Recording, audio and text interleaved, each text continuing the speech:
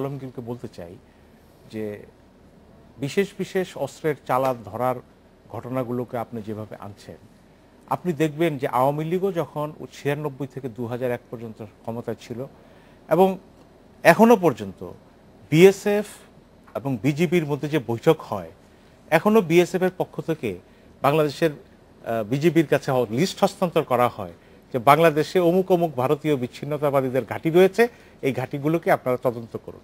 অতএব এটি কোনো সরকার বিশেষ সরকারের আমলে হয়, বিশেষ সরকারের আমলে হয় না, বিষয়টি কিন্তু তা না। আমি রাষ্ট্র হিসাবে দেখি, আমি রাষ্ট্র হিসাবে নাগরিক হিসাবে আমি সবসময় অস্বীকার করি যে বাংলাদেশ থেকে ভারতে কোনো বিচ্ছিন্নতাবাদীকে সাহায্য করা হয়নি, তারা অপারেট করেনি। কারণ বাংলাদেশে আওয়ামী লীগ সরকার থাকুক, বিএনপি সরকার থাকুক, ভারতের কেন্দ্রীয় দপ্তর, কেন্দ্রীয় সরকার সবসময় তারা অভিযোগ করে আসছে যে বাংলাদেশ থেকে এই ধরনের চলাচালান হচ্ছে। এবং সাতছড়ির যে ঘটনার কথা বলেছেন, এটা খুব রহস্যময়। পত্রপত্রিকায় বলা হয়েছে যে একই জায়গা থেকে কাউকে না জানিয়ে যে অস্ত্র উদ্ধার করে এবং যে ভারী অস্ত্রগুলো উদ্ধার করা হচ্ছে, এটা হয়তো ভারতকে দেখানোর চেষ্টা যে আমরা এখানে আমাদের বিচ্ছিন্নতাবাদীদের তৎপরতাকে আমরা নিয়ন্ত্রণ করেছি বা তাদের ঘাঁটি বিনাশ করে দিয়েছি। আসলে এই ধরনের অস্ত্র উদ্ধার ঘটনাও কিন্তু মানুষের মধ্যে এক ধরনের একটা সংশয়ের জন্ম দেয়, যেটি কি লোক দেখানো না। আসলে আমি নাগরিক হিসেবে বিশ্বাস করি বাংলাদেশ থেকে কখনোই ভারতের বিরুদ্ধে কোনো সরকারের আমলেই কোনো ধরনের বিচ্ছিন্নতাবাদীদের আমি যে প্রসঙ্গটা উল্লেখ করলাম এই কারণে যে এই 10টা কষ্ট চলাচল ওই মামলায় কিন্তু একজন মন্ত্রীর দণ্ড হয়েছে, ওখানে অনেক আমাদের গোয়েন্দা সংস্থার অনেক লোকজন জড়িত বলে কিন্তু প্রমাণিত হচ্ছে। সুতরাং সেটাই হলো, আমি কিন্তু বলেছি যে এইগুলোর ঘটনার পেছনে একজন সরাসরি একটা রাষ্ট্রের সরকারের ইন্ধন ছিল বলেই কিন্তু এই ঘটনাটা ঘটতে পেরেছে। তা নাহলে এত বড় একটা অস্ত্রের চোরাচালান আমাদের দেশ দিয়ে মনে করেন এখন যে এয়ারপোর্টে সোনা ধরা পড়তেছে, প্রতিদিন ধরা পড়তেছে, আজকে ধরা পড়ছে। আমি কি ইতিহাসে বলবো যে অমুক সরকারের আমলে এই এয়ারপোর্টে বেশি সোনা, তার মানে সোনা আরো বেশি করে চলাচালান হয়েছে।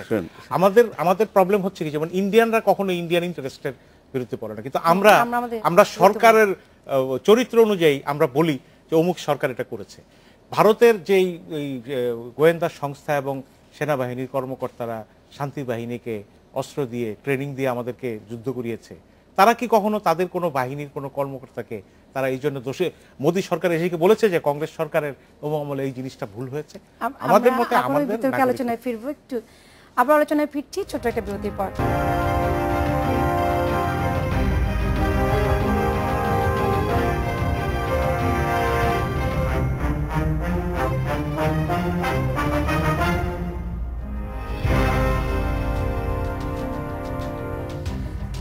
দেখছেন বাংলাদেশ এখন, আবার ফিরছি আলোচনায়।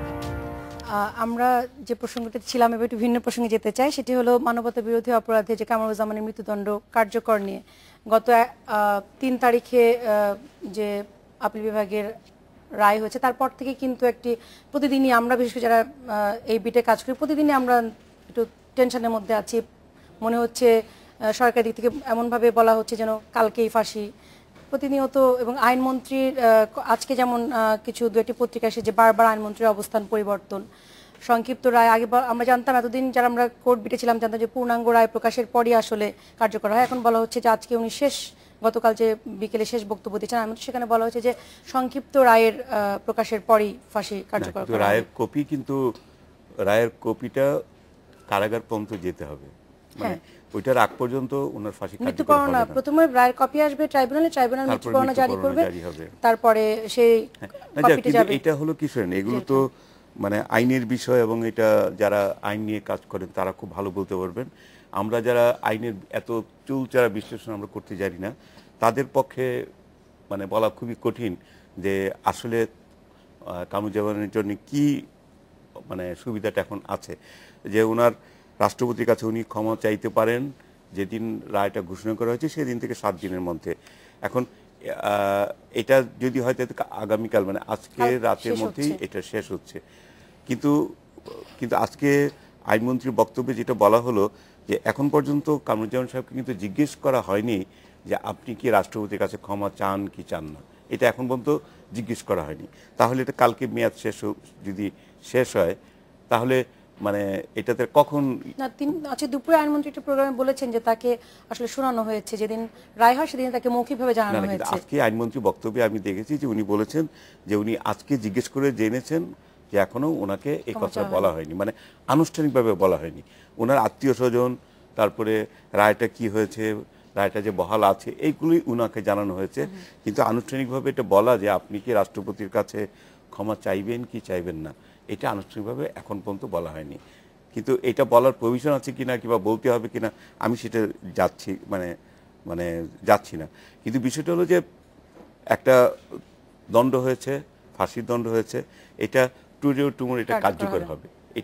এটা নিয়ে আপনি যেটা বললেন যে প্রতি মুহূর্তে আমরা খুব কারণ এটা নিয়ে কাদের মোল্লার সময় আমরা যেটা দেখেছিলাম যে রিভিউ হবে কি হবে না এটা নিয়ে একটা বিতর্ক ছিল, এবং এই মামলাতেও কিন্তু একইভাবে সেই বিতর্ক রয়ে এবারও গেছে। কিন্তু আসামি পক্ষ কিন্তু এই কথাটা বলছে যে ওনারা রিভিউ করতে পারবেন, এটা মনে করেন।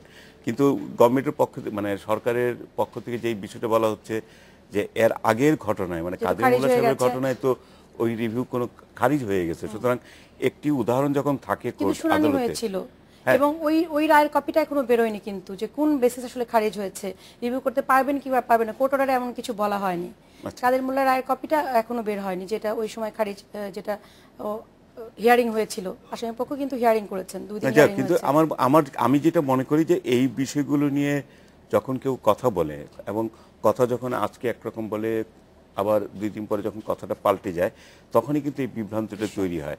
এবং আসামি পক্ষ একরকম করে বলবে, সরকার পক্ষ একরকম করে বলবে। সরকার পক্ষে আমরা যেটা দেখছি বিভ্রান্ত আমরা এই কারণে হচ্ছি, সরকার আমরা এই খবরগুলো আসলে রেগুলার আমরা কভার করি, অ্যাটর্নি জেনারেল এবং আইনমন্ত্রী দুজনে একটু আলাদা রকম বলছেন। যেমন অ্যাটর্নি জেনারেল বলছেন যে এখানে জেল কোড প্রযোজ্য হবে না, কারণ বিশেষ ট্রাইব্যুনালে বিশেষ আইন, কিন্তু আইনমন্ত্রী আবার জেল কোড দিয়েই প্রাণ ভিক্ষার কথা বলছেন। শওকত ভাই কিছু বলবেন কিনা এই বিষয়ে? না, এটা নিয়ে আমার কাছে মনে হচ্ছে যে এই আপিল বিভাগের ফাঁসির আদেশ বহাল এবং এই ফাঁসির আদেশ কার্যকর করার মাঝখানে কোনো একটা ছায়ামূর্তি আছে, যেই ছায়ামূর্তিটি বলছে যে যত দ্রুত পারা যায় ফাঁসি কার্যকর করতে হবে। এখন এর মধ্যে দিয়ে অ্যাটর্নি জেনারেল এবং আইনমন্ত্রীর কথার মধ্যে আমরা ফারাক লক্ষ্য করছি। অ্যাটর্নি জেনারেল বলছেন যে কোর্টের দায়িত্ব শেষ, এখন এটা নির্বাহী বিভাগের উপর নির্ভর করবে। নির্বাহী বিভাগ অর্থাৎ আইনমন্ত্রী বলছেন যে এটা আর লং অর্ডারের দরকার নেই, শর্ট অর্ডারেই এই জিনিসটা হয়ে যাবে। তারপরেও কিছু কথার মধ্যে কিছু ফাঁক আছে এবং আজকে তিনি বলেছেন যতক্ষণ না পর্যন্ত শর্ট অর্ডারও এটা না পৌঁছে ততক্ষণ ফাঁসি কার্যকর করা যাবে না। এখন আপনি কাদের মোল্লার ফাঁসির কথা বলেছেন যে একটা রিভিউ পিটিশন দাখিল করেছিল, কিন্তু শুনানির সময় আগেই তারা বলে দিয়েছে যে এটা অর্ডার রিভিউ অ্যাকসেপ্টেবল না। এর অর্থ হচ্ছে যে কাদের মোল্লার ক্ষেত্রে কি পূর্ণাঙ্গ রায় প্রকাশিত হয়েছিল নিশ্চয়ই নাকি? হ্যাঁ, পূর্ণাঙ্গ রায় প্রকাশিত হয়েছিল। এবং আপনি যে পয়েন্টে বলেছিলেন যে সেই রিভিউ যে খারিজ করে দিয়েছে, খারিজের অর্ডারটি বা রায়ের কপিটি কিন্তু এখনো আসেনি। তাহলে পরবর্তী ফাঁসির ক্ষেত্রে, একই অপরাধের ক্ষেত্রে পরবর্তী ফাঁসির ক্ষেত্রে এই বিষয়টির অবস্থান কি হবে এটা কোর্টের উচিত এটা ব্যাখ্যা করা। এবং কোর্ট যেহেতু কাদের মোল্লার ক্ষেত্রে পূর্ণাঙ্গ জাজমেন্ট দিয়েছে, এখন কোর্টের শর্ট অর্ডারের বেসিসেই বলা হচ্ছে যে এটা কারাগারের ট্রাইব্যুনালকে দেওয়া হলেই ট্রাইব্যুনাল মৃত্যু পরোয়ানা জারি করে দেবে। এখন আমার কাছে মনে হয়েছে যেমন অ্যাটর্নি জেনারেল সাহেব, আওয়ামী আইনজীবীদের মধ্যে গ্রুপিং আছে, অ্যাটর্নি জেনারেল সাহেব করতেন ব্যারিস্টার শফিক আহমেদের সাবেক আইনমন্ত্রীর গ্রুপ, এখন নতুন আইনমন্ত্রী এসছেন আনিসুল হক সাহেব। আনিসুল সাহেব বাংলাদেশের একজন শীর্ষ ক্রিমিনাল লয়ার হিসেবে তিনি বিবেচিত এবং তার পিতা ছিলেন মরহুম সিরাজুল হক সাহেব, তিনিও বাংলাদেশের পাকিস্তানের বলে একজন খুব নাম করা ক্রিমিনাল লয়ার। এখন ক্রিমিনাল লয়ার হিসেবে তিনি আইনমন্ত্রী, তার মধ্যে তো এমন একটা বিবেক কাজ করতেই পারে যে এই আইনের প্রসেসগুলি এক্সস্ট না হওয়া পর্যন্ত যদি একটি ফাঁসি আগেই কার্যকর হয়, তিনি তার বিবেকের কাছে সবসময় দংশনের শিকার হতে থাকবেন যে আমার সময় এরকম একটা হয়েছিল। এটা আমি ওনার সঙ্গে কথা না বলেই বলছি। সেই ক্ষেত্রে উনি বলছেন যে শর্ট অর্ডার। এখন আপিল বিভাগের বিচারপতি যে বেঞ্চ ছিল সেই বেঞ্চে একটা ডিসেন্টিং জাজমেন্টও থাকতে পারে। এখন এই বেঞ্চের থেকে শর্ট অর্ডারটা যে যাবে, এখন সরকারের তারার উপরে নির্ভর করে আপিল বিভাগের বিচারপতিরা সরকারের তাগিদে দ্রুত রায় লিখবেন না সময় হাতে নেবেন, এটাও তো একটা প্রশ্নের বিষয়। এবং তারা এমনও হতে পারে, এটা আমার আমার জাস্ট অনুমান, আমি কোনো আদালতের কার্যক্রমে আমার কোনো মানে অবমাননাকর কিছু করার তো প্রশ্নই ওঠে না। এবং আমি এটা বলি, হয়তো তারা দেখা যাবে যে শর্ট অর্ডারের বদলে তারা পূর্ণাঙ্গই একবারে লিখে দিতে পারেন, এই জন্য হয়তো তারা সময় চাইছেন। অথবা এদের মধ্যে একজনও যদি বলেন যে ভাই আমার শর্ট লিখতে যা, লং লিখতেও তা, আমি একবারে লিখেই দিচ্ছি, পরে আমার কাছে আদালতের মতোই চলে, আদালতের মতো চলতে পারে, কারণ তারা জাজমেন্ট দিয়েছে। এরপরে তারা কিভাবে লিখবে না লিখবে এই বিষয়টা নিয়ে আমার মনে হয় যে আদালতের উপরে চাপ সৃষ্টি করা, যে ফাঁসির সব প্রস্তুত, এখন জাজমেন্টটা না দিলে আর ফাঁসি হচ্ছে না, অতএব তাড়াতাড়ি দিয়ে, এই ধরনের প্রেসারটা ক্রিয়েট করা ঠিক হবে না। সারাদিন গুজব ছিল যে জেলখানা আসলে পৌঁছে গেছে লালখাম, আর জেলখানার বিষয়টি হচ্ছে আইসিটি ট্রাইব্যুনাল বা আপিল বিভাগ, তারা আমরা জানি যে বিচার বিভাগ পৃথক, এবং আইন মন্ত্রণালয়ের সঙ্গে তাদের সম্পর্ক হচ্ছে এটা একটা পোস্ট অফিসের সঙ্গে সম্পর্ক, যেটা আমরা সাংবিধানিকভাবে এটা জানি। আর কারা কর্তৃপক্ষ হচ্ছে স্বরাষ্ট্র মন্ত্রণালয়ের অধীনে। এখন কারা কর্তৃপক্ষর সঙ্গে আইন মন্ত্রণালয় যে আলোচনা করছে, এটাও আমার কাছে কিন্তু বৈসাদৃশ্য ঠিকছে। ওই আইন মন্ত্রণালয়, এটা তো হোম মিনিস্ট্রি বলবে ল মিনিস্ট্রিকে যে আপনাদের কোর্টের অর্ডার আসলে আমরা কারারক্ষীদের বলবো যে এটা এক্সিকিউট করা। মাঝখানে হোম মিনিস্ট্রির আন্ডারে যে জেল, এটা কিন্তু এখন ভুলেই গেছে, এখন মনে হচ্ছে যে আইন মন্ত্রণালয়ের অধীনে ছিল। যেহেতু কামরুজ্জামানের প্রসঙ্গে আসলো যুদ্ধাপরাধী বিচার, আপনার কাছে আমার একটু জানার বিষয় আছে যে এই যুদ্ধাপরাধী বিষয় নিয়ে আমরা দেখছি যে বিএনপি আসলে অবস্থান ঠিক স্পষ্ট না। যুদ্ধাপরাধের আপনারা তো নির্বাচনী জোট এবং আন্দোলনে, যুগপৎ আন্দোলনে একসময় ছিলেন। আগামীকাল আপনারা সোহরাওয়ার্দী উদ্যানে বিএনপির যে অনুমতি পায়নি, সে বিক্ষোভ কর্মসূচি পালন করবে বিএনপি। আমরা আরেকটি বিবৃতি পেয়েছি, জামাত ইসলাম তো এখন ব্রিফিং করে না, তার বিবৃতি পাঠিয়েছেন জেনারেল ডক্টর শফিকুর রহমান, ভারপ্রাপ্ত সেক্রেটারি। উনি পাঠিয়েছেন যে জামাত ইসলামের সিনিয়র সহকারী সেক্রেটারি জেনারেল মোহাম্মদ কামরুজ্জামানের হত্যা করা সরকারি ষড়যন্ত্র এবং চক্রান্তের প্রতিবাদে তার মুক্তির দাবিতে রোববার দেশব্যাপী বিক্ষোভ কর্মসূচি করছে। এই যে দুই দলের বিক্ষোভ কর্মসূচি, এটা কি কোনো ক্ল্যাশ করবে কিনা বা আপনাদের? এটা ক্ল্যাশের বিষয় না। বিষয়টি হচ্ছে যে আপনি যে জোট বা গাঁট বন্ধনের কথা বললেন, এটি হচ্ছে একটি নির্বাচনী জোট, এবং এই 20 দলীয় অ্যালায়েন্সটা হচ্ছে যে বাংলাদেশে একটি নির্দলীয় প্রশাসনের অধীনে স্বচ্ছ নিরপেক্ষ নির্বাচন আদায়ের জন্য কিন্তু তারা জোটবদ্ধ হয়েছে। এখন প্রতিটি এই জোটভুক্ত দলের আলাদা আলাদা এজেন্ডা থাকে। জামাত যেমন আলাদা আলাদা এজেন্ডা তারা হরতাল দিয়েছে, বিএনপিও তাদের আলাদা আলাদা এজেন্ডা হরতাল দিয়েছে। বিএনপির 7 নভেম্বরের জনসভা করতে দেয়নি, এবং সরকার একটা আবারও প্রমাণ করলো যে তারা একটা অগণতান্ত্রিক একটা বর্বর সরকার, যে একটা জনসভা করার মতো অনুমতি দেয় না। সেই জন্য বিএনপির বিক্ষোভটা হচ্ছে ওই কারণে।